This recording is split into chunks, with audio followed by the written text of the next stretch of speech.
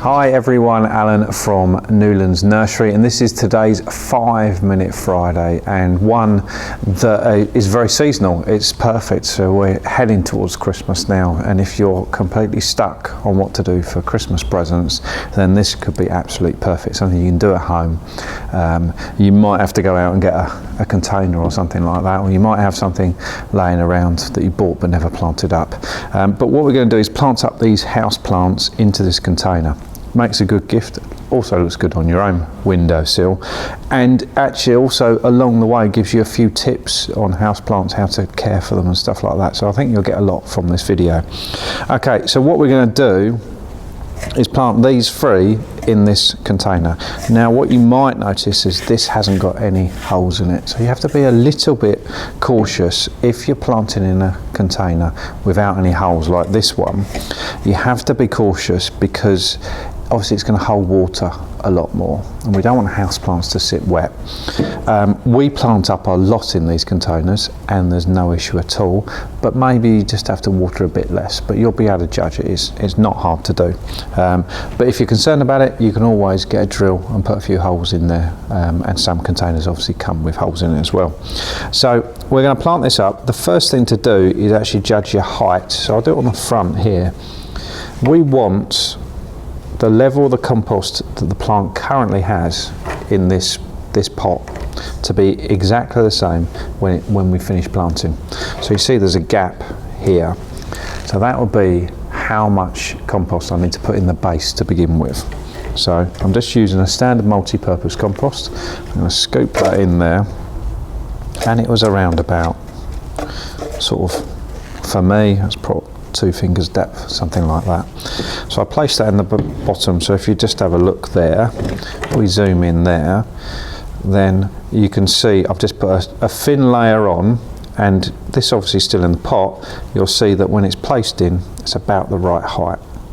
If it's not right, you can always add a little bit more, and in fact what I might do is just put a tiny bit more in there. Okay, so just another handful just in the base, just to bring it up a little bit, and then all that's left to do is plant, really. But I suppose I know what order I'm going to put these in, but if you're not sure, you could always stand it in. So I think that's going to look nice in the centre, and this nice aluminium plant, the Pilea on the edge, and the Tradescantia on the other edge. Now the reason I've done it like that is this one will trail slightly, this one will get a bit taller, so it's going to give a nice overall look to it. What you don't tend to want to do is have a tall one on the end and maybe one that's going to trail and be shorter in the middle. So you'll get the idea. Effectively, you want generally the biggest plant to be in the centre, especially a container like this where we're planting in a straight line, because it's obviously quite a narrow container. And in general, we're going to put this either on a coffee table or on a windowsill where it's going to sit like that, and this will be the way you look at it. We're looking for that nice shape with the taller plant in the centre, just like that. So that's what it will look like, and I know it works because we've planted loads of these up and they always look great. So the next thing is getting the plant out of the pot, and it's something that can really trip people up. This is a relatively freshly potted plant. It's been in here for around about 3 or 4 months, so it's not root bound, and when a plant is root bound it does make it harder.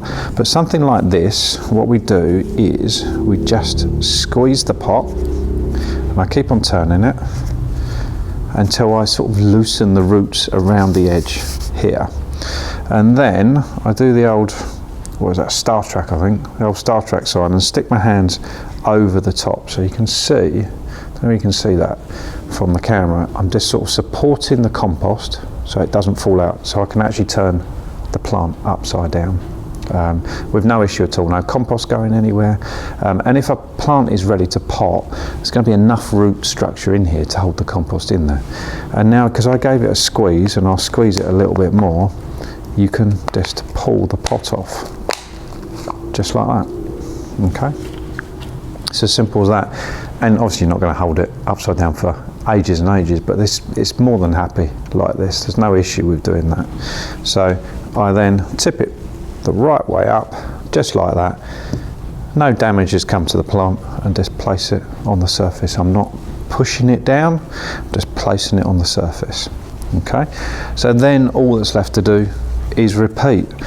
This one's a bit of a wider plant, but you can still do exactly the same. Sort of slide your hand in, just like that, support the compost, give it a squeeze, just like that, and just lift it off. It's as simple as that. And make sure you don't throw away your pots. We do loads and loads of cuttings here. Second-hand pots are absolutely perfect for that sort of stuff, same as they are at home. Okay, and just squeeze and just place it like that.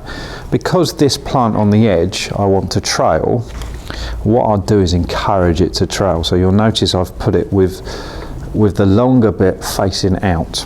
You could also have it facing this way. What I probably wouldn't do is face it towards this bigger plant. We want to encourage it to trail over, and it'll break up the outside of the container. And what that means, physically break it up, but from a looks point of view, it will break up the edge, so it just looks more natural. Then all that's left to do is fill the gaps. So we just hold the foliage away and just place the compost in.